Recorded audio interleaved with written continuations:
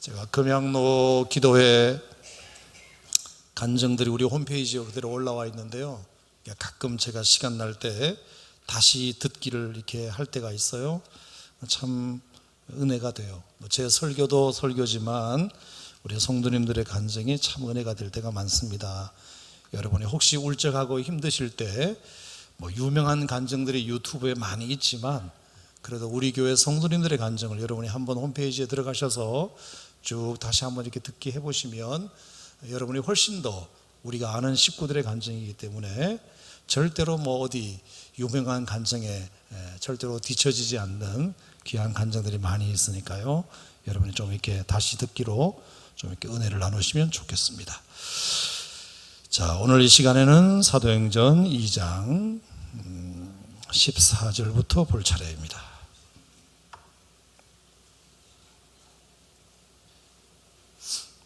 사도행전 2장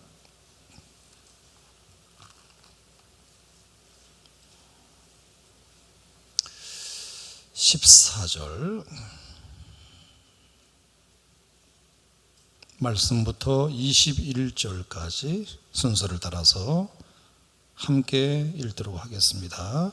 사도행전 2장 14절에서 21절 베드로가 이렇게 시작합니다. 시작.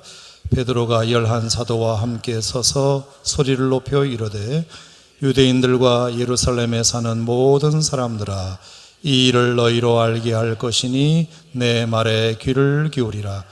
때가 제3시니 너희 생각과 같이 이 사람들이 취한 것이 아니라 이는 곧 선지자 요엘을 통하여 하신 것이니 일러서되 하나님이 말씀하시기를 말세에 내가 내 영을 모든 육체에 부어주리니 너희의 자녀들은 예언할 것이요 너희의 젊은이들은 환상을 보고 너희의 늙은이들은 꿈을 꾸리라.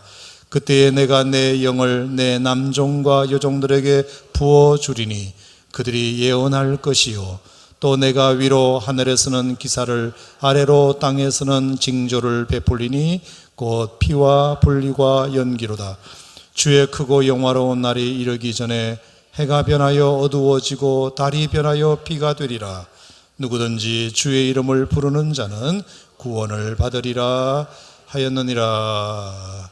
아멘. 오늘 이 밤에도 이 계시의 말씀을 통하여 여러분 모두에게 주시는 하나님의 음성이 따로 있기를 축복합니다. 자, 이번 주 말씀도 지난주에 이어서 예수님의 제자들과 모인 120명의 성도들이 성령을 경험한 다음에 놀랍게 변화되어 가는 모습을 또 보여주고 있습니다. 저에게 오늘 좀 눈에 들어온 말씀은 14절 말씀인데요. 같이 한 번 더 읽어볼까요? 베드로가 11 사도와 함께 서서 소리를 높여 이르되 유대인들과 예루살렘에 사는 모든 사람들아 이 일을 너희로 알게 할 것이니 내 말에 귀를 기울이라. 자, 왜 제가 이 14절 말씀이 좀 유독 눈에 들어왔느냐 하면 베드로가 11 사도와 함께 서서 소리를 높였다는 본문 때문입니다. 자, 우리가 지지난주에 베드로가 처음에 설교했던 그 장면과 비교해 보면 조금 달라진 모습을 우리가 알 수 있는데요. 자, 사도행전 1장 15절입니다.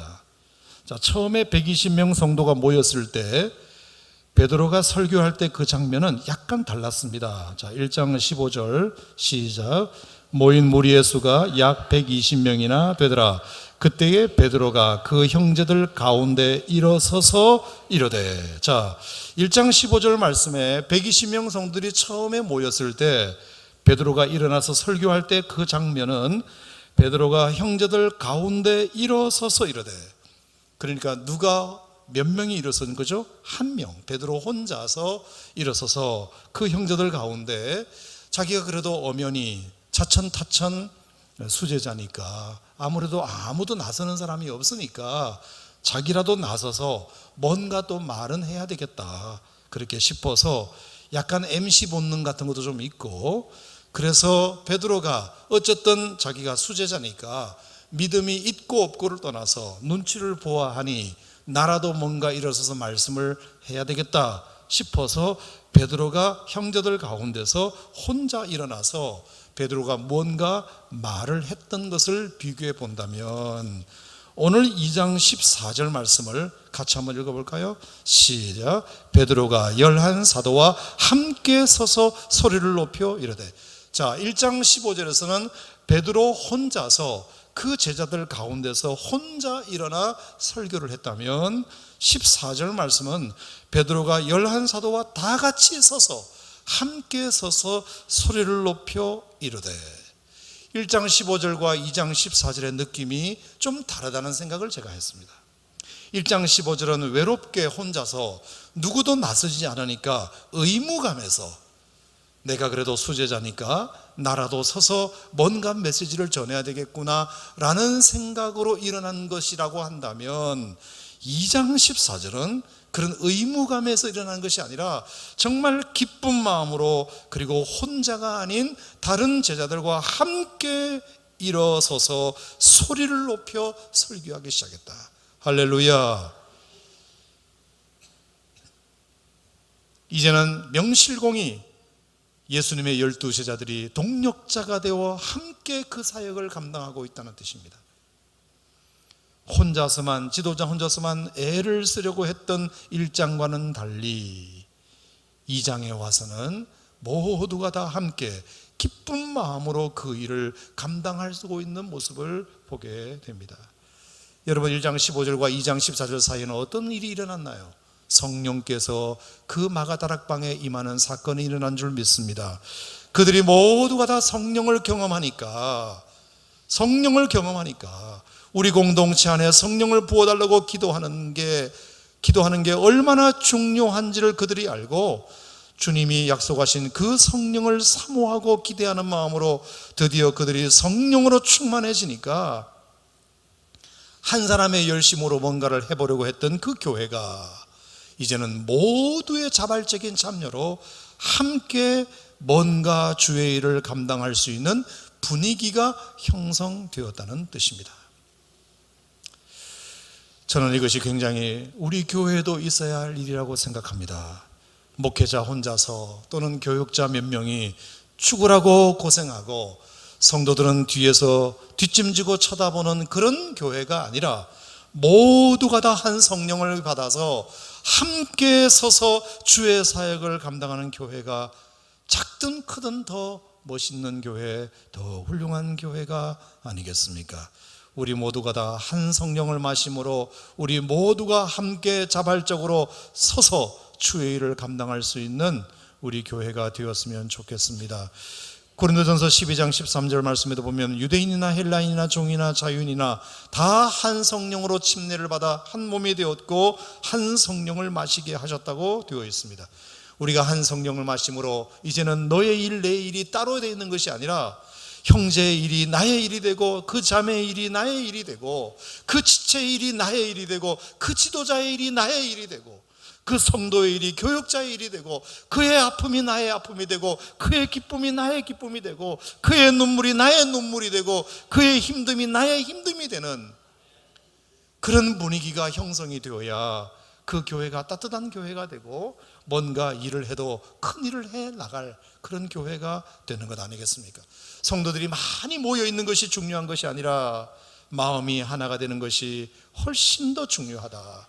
좋은 예배당에서 신앙생활하는 게 중요한 게 아니라, 좋은 프로그램이 있는 교회에서 신앙생활하는 게 중요한 게 아니라, 좋은 설교를 들을 수 있는 교회를 선택하는 것도 중요한 것이 아니라, 우리 모두가 다 그렇게 함께 주의 일을 의논하고 함께 서서 일을 하고, 누군가 혼자서 하고 방관하는 것이 아니라, 그의 기쁨이 나의 기쁨이고, 그의 눈물이 나의 눈물이고, 그의 아픔이 나의 아픔이고, 그의 부담이 나의 부담이고, 우리가 그렇게 함께 할 수 있을 때 기쁨은 배가가 되고 슬픔은 반이 될 줄로 믿습니다.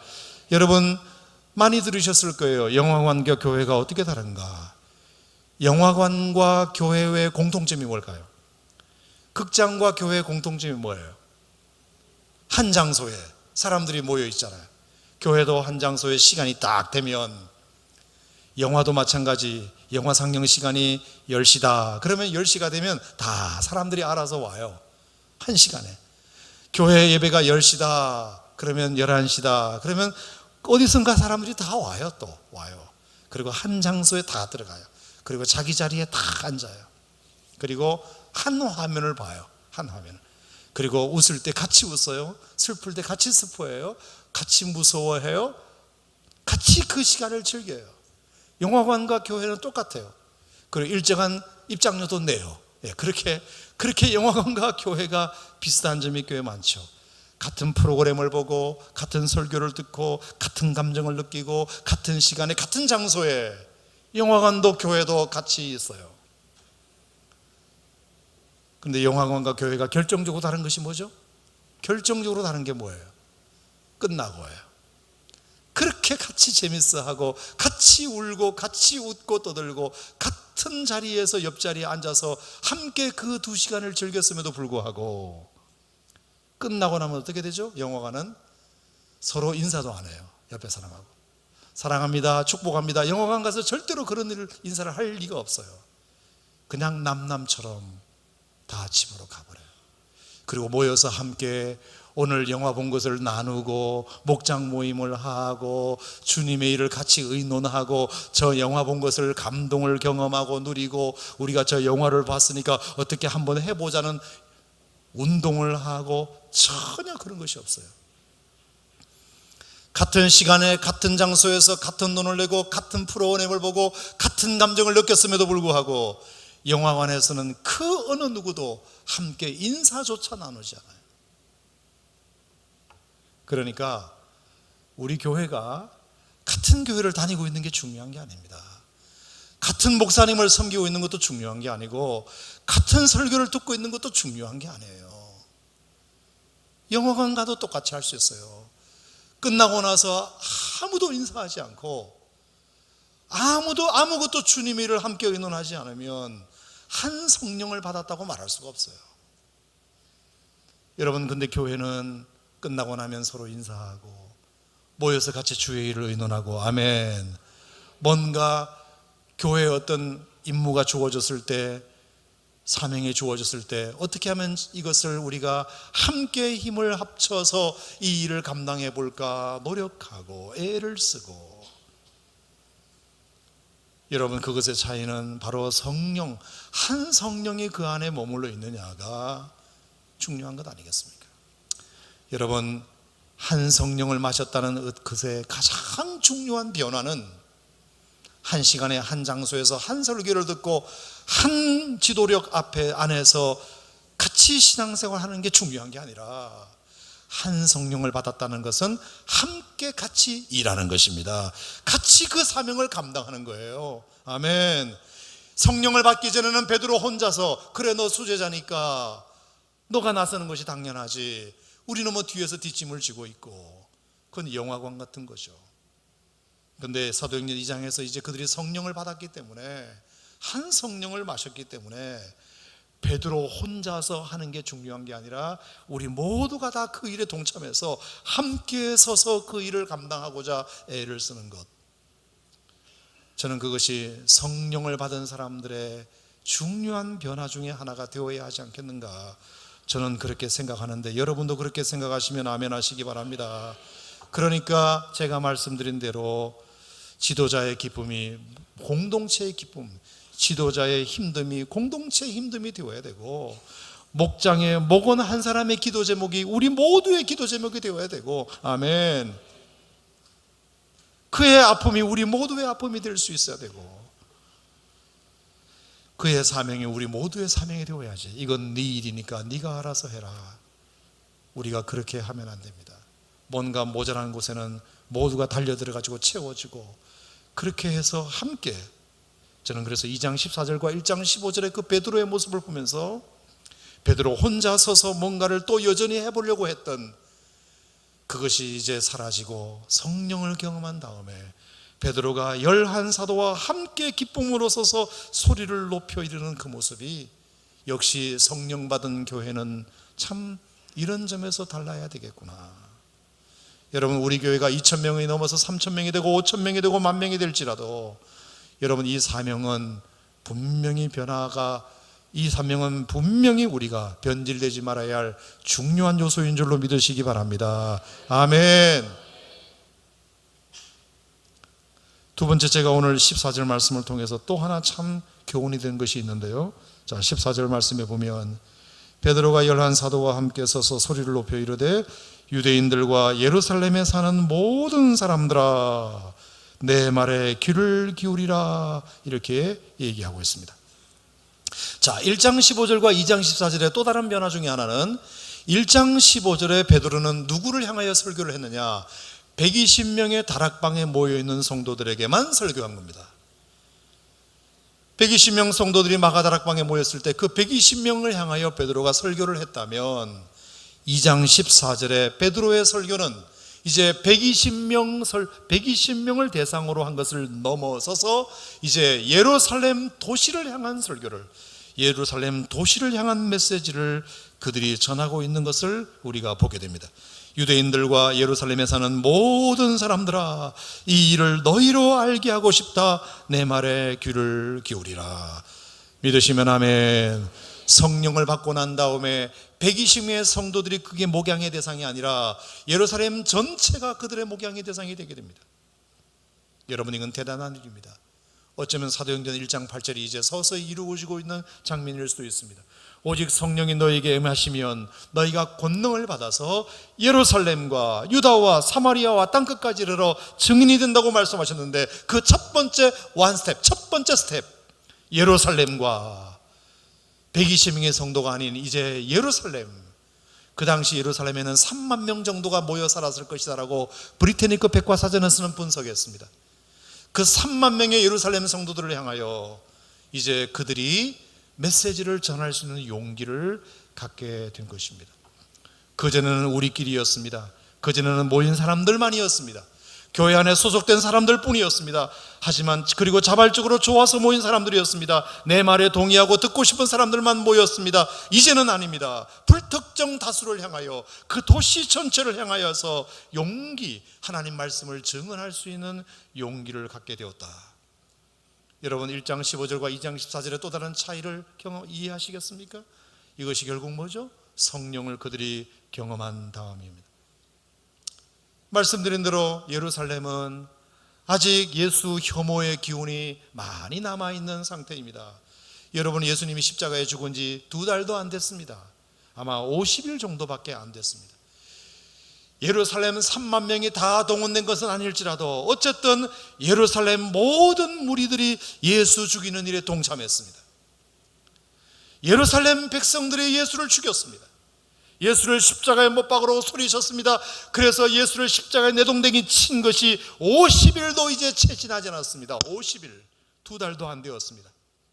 예루살렘은 예수를 죽인 도시입니다. 예수를 혐오하는 도시입니다. 예수를 싫어하는 도시입니다. 예루살렘 시민 모두가 예수를 죽이는 일에 동참한 도시입니다. 그러므로 2달이 지났다고 해서 아직도 예수의 옛자도 꺼내면 안 될 시간입니다.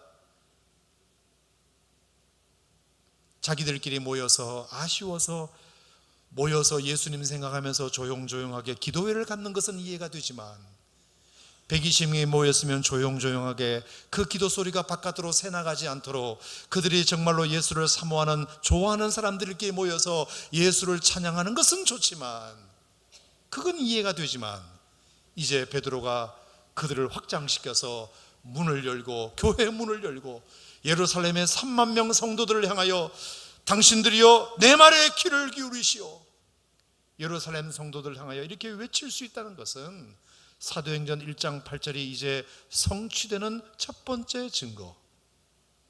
그리고 그들이 이제 비로소 바깥에 예수를 죽인 그 사람들을 향하여, 예수를 사모하는 사람들을 위해서만이 아니라 예수를 죽인 사람들을 향하여, 예수를 존경하는 사람들을 뿐만이 아니라 예수를 여전히 혐오하고 있는 그 사람들을 향하여, 당신들을 향하여, 그 사람들을 향하여 예수를 증거할 수 있는 용기를 이제 드디어 그들은 갖게 되었다는 것입니다.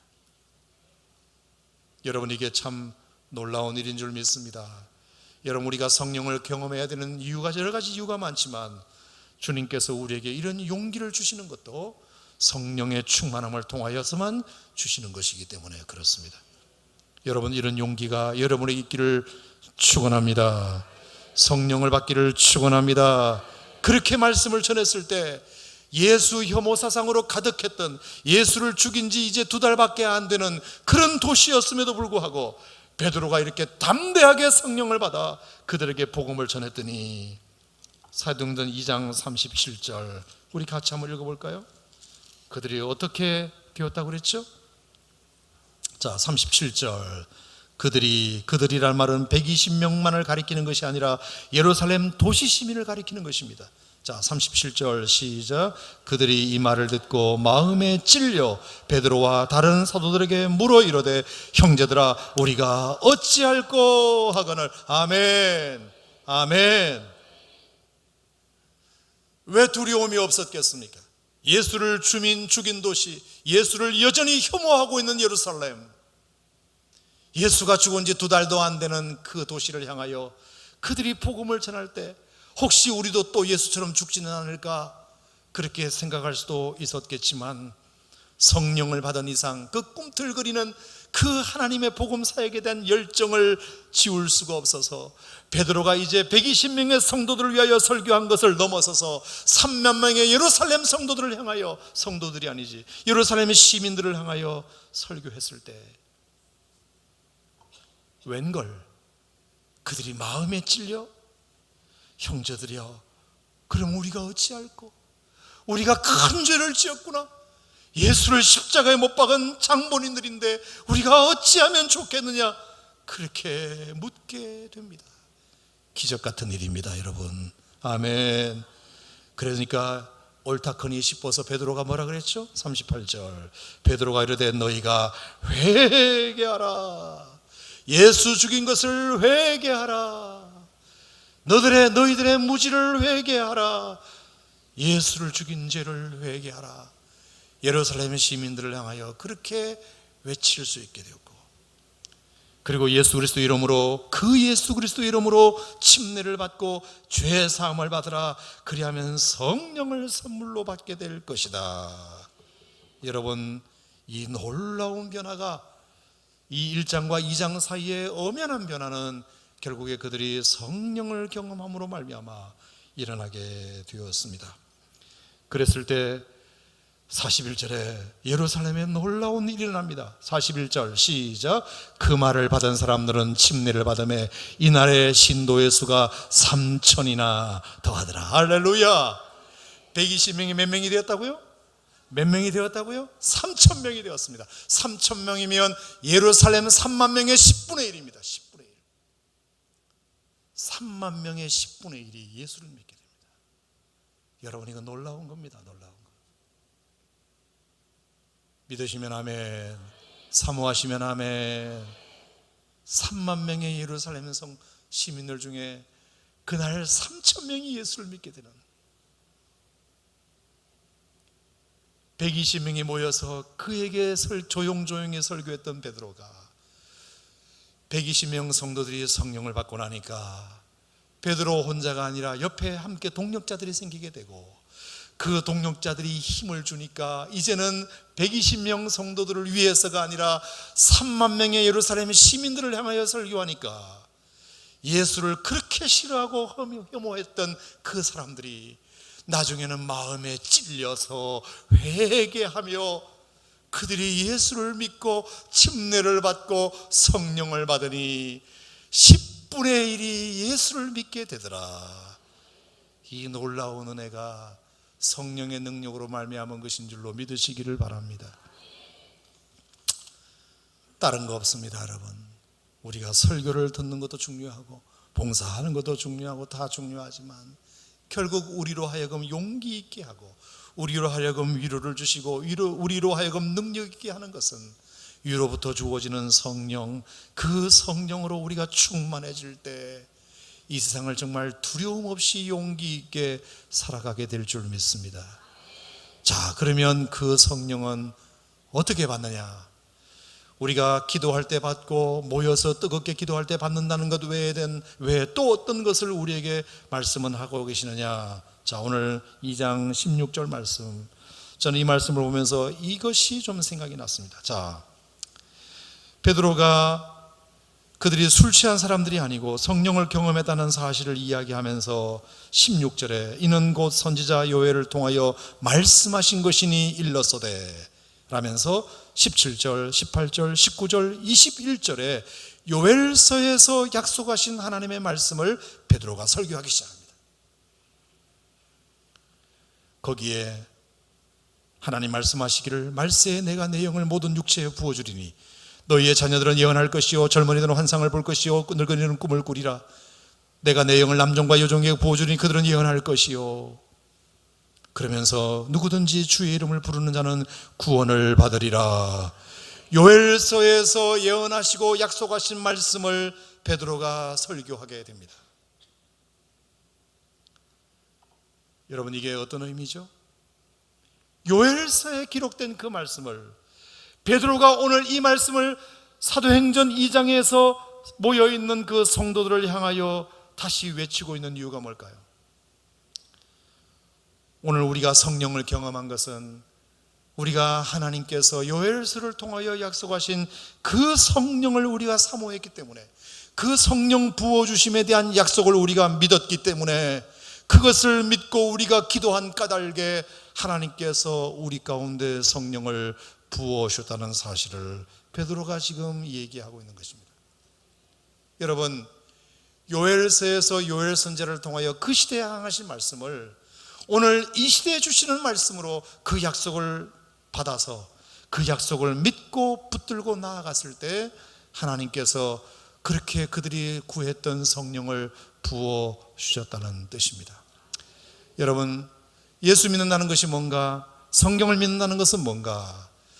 성경에 나와 있는 수많은 하나님의 약속들을 그 시대에 그 시대 사람들에게 선포한 메시지라 하더라도 그 말씀을 오늘 21세기 대한민국 오산 땅에 살고 있는 우리에게 주시는 약속으로 그 말씀을 받으면, 땡겨서 믿음으로 받으면 수천 년 전에 그 시대에 하신 약속의 말씀이지만 오늘 그 약속의 말씀이 오늘 수천 년 지난 우리에게도 이루어질 줄로 믿습니다. 여러분, 그게 하나님 말씀의 능력인 줄로 믿으시길 바랍니다. 예컨대 하나님께서 아브라함에게 그런 약속을 했다고 칩시다. 나는 너희의 방패요 나는 너희의 지극히 큰 상급이니라. 창세기 15장 1절의 말씀을 여러분이 들었다고 칩시다. 이거는 하나님께서 아브라함에게 주신 말씀이지, 아브라함과 우리 사이의 시대 차이는 수천 년 차이지, 그리고 우리나라 사람도 아니지, 하나님께서 그 시대 아브라함에게 주신 말씀이지, 나와는 상관없는 말씀이지. 여러분, 그런 식으로 설교를 들으면, 그런 식으로 성경을 읽으면 성경의 그 어느 메시지가 여러분의 말씀이 되겠습니까? 그 시대 수천 년 전에 한 번도 만난 적 없는 아브라함에게 하나님이 하신 약속의 말씀이라 하더라도 그 약속을 오늘 내가 읽고 있는 나에게 주시는 약속의 말씀으로 받으면 아브라함에게 하신 그 하나님의 약속은 나에게 주시는 약속이 되는 것입니다. 여러분, 이것이 성경의 신비 아니겠어요? 아멘.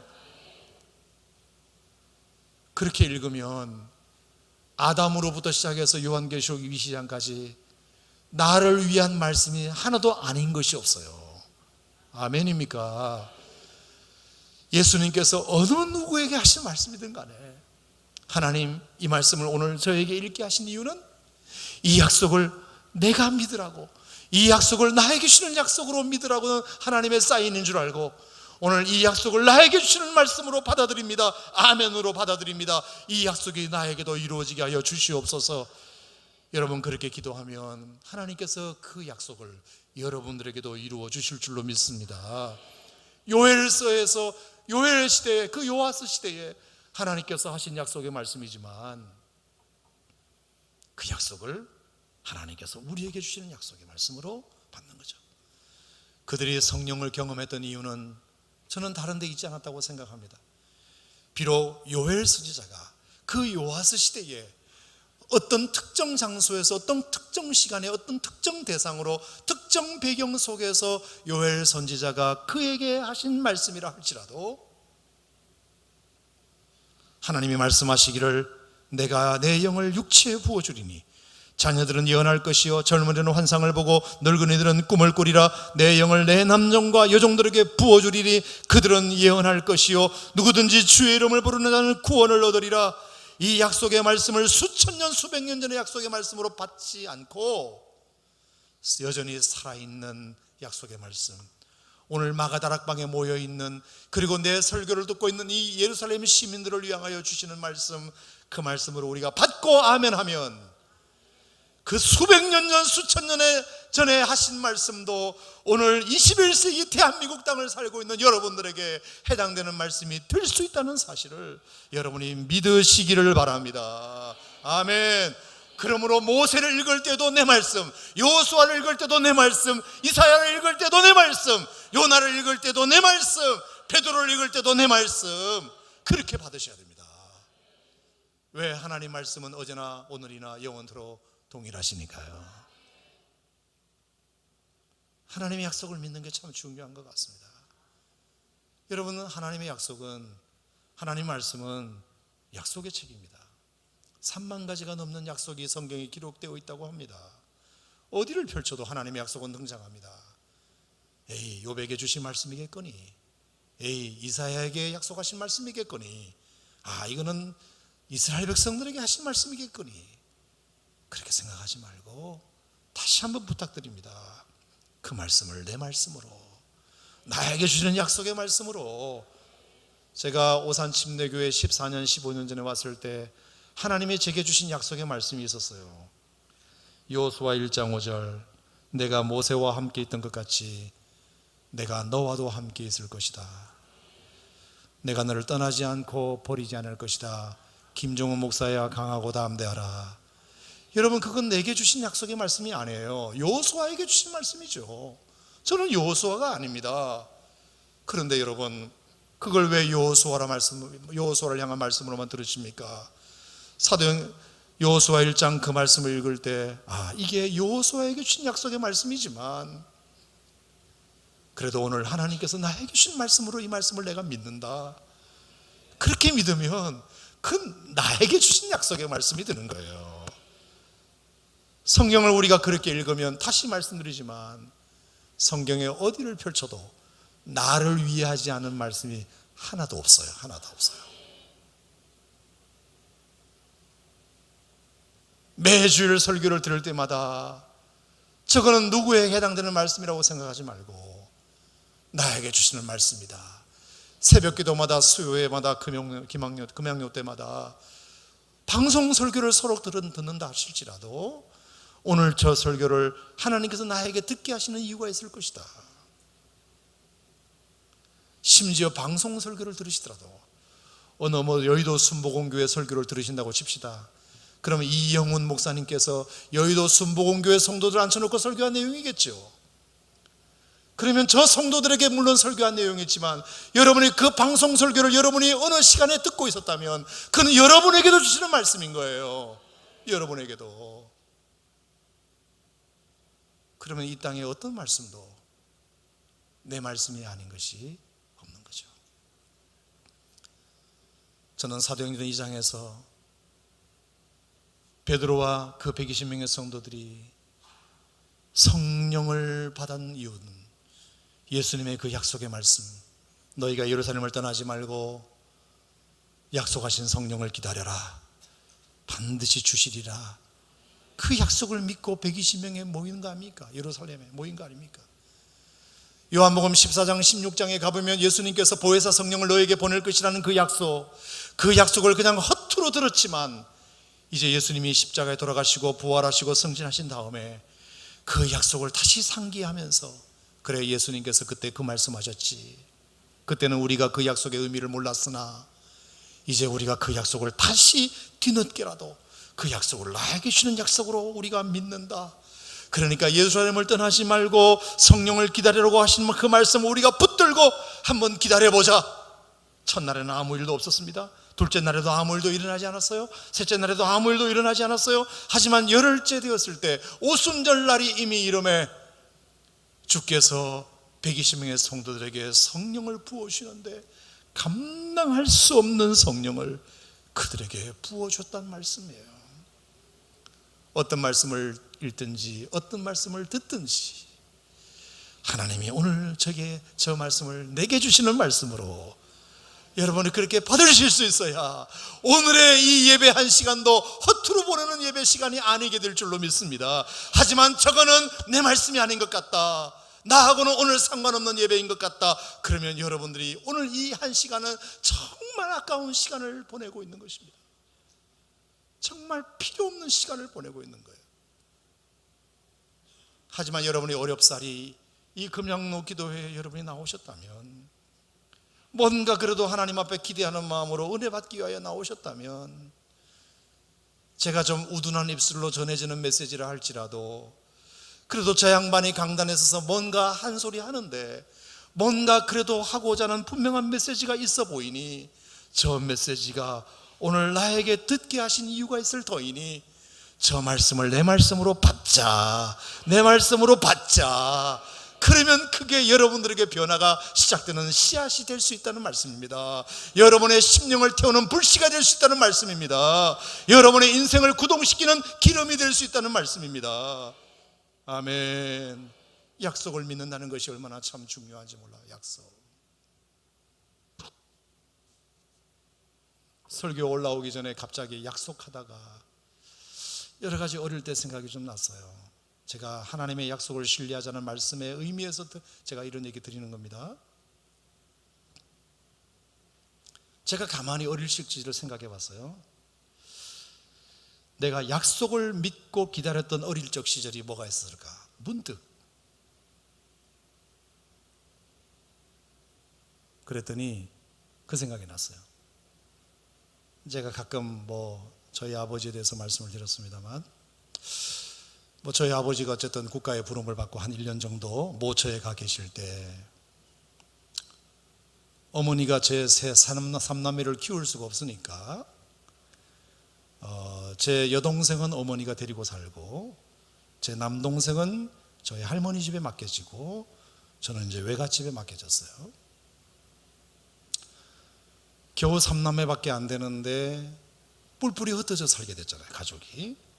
어머니가 세 아이를 다 키우기가 힘드시니까 그래서 여동생 하나만 맡아서 키우시고, 그래서 제가 기차를 타고 가는 경상북도 청도군 각북면 오살리 210번지 외할머니 집에 저는 맡겨지는데 아마 누군가 저를 데리고 갔겠죠. 외삼촌이나 외숙모가 와서, 이모가 와서 저를 이제 데리고 갔겠죠. 그때 그 이미지가 조금 남아있어요. 이제 더 이상 어머니를 못 본다, 동생들을 못 본다는 생각이 있잖아요. 뭣도 모르고 헤어져서 너 외갓집 가서 좀 당분간 살아라. 그걸 누가 좋아하겠습니까? 누가 외갓집 가서 살아라. 가족이 함께 못 살고 흩어져서 산다는 그 어머니의 말씀에, 그래서 제 남동생은 할머니가 데리고 가시고 삼촌이, 고모가 데리고 갔는지 삼촌이 데리고 갔는지 모르겠지만 저는 이모나 외삼촌이 데리고 갔겠죠. 그러니까 뿔뿔이 흩어지니까 어린 마음에, 그때가 이제 9살 때니까 초등학교 2학년 때, 너무 슬프죠. 헤어지기 싫었죠. 근데 그 어머니가 그러셨어요.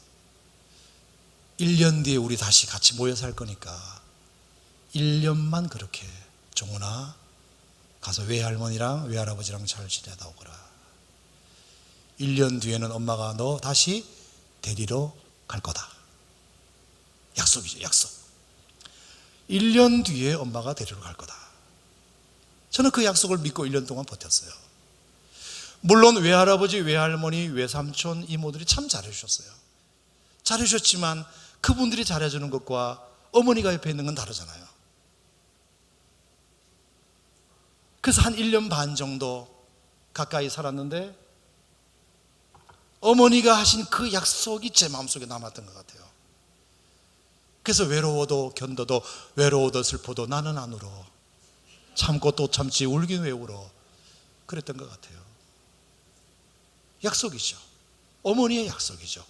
그 약속을 붙들고 1년여를 외롭지만 지냈어요. 여러분, 약속을 믿는다는 거, 이게 오늘 우리를 살아가게 하는 힘인 줄로 믿습니다.